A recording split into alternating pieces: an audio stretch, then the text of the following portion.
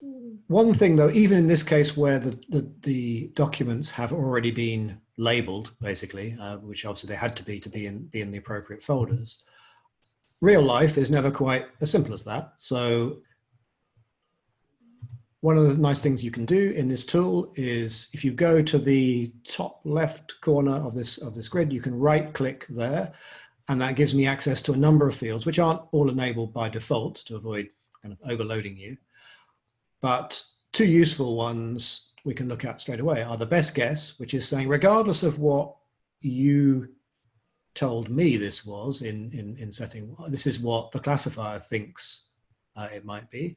And we can also look at the confidence field, which gives a numeric score for its assessment, how confident the classifier is in its assessment on this. Because it's using machine learning techniques, it is always able to assign not just a yes/no answer to any classification, but a confidence score.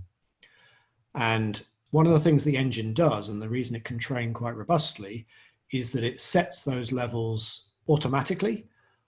And so what you're seeing here is effectively a normalized score. So against its standard threshold, it's basically saying anything above 1 is probably fine, can be treated as confident, and anything below 1 is maybe requires review.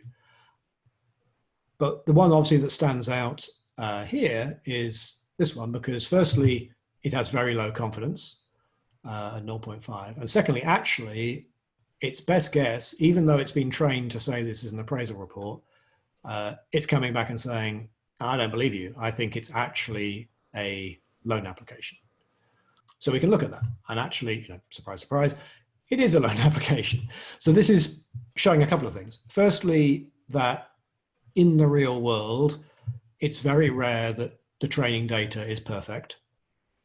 And what we're seeing here is when that occurs, the technology will even alert us in this way to samples that have been mislabeled. Having found the error, then obviously what we want to do here is to change and relabel this type.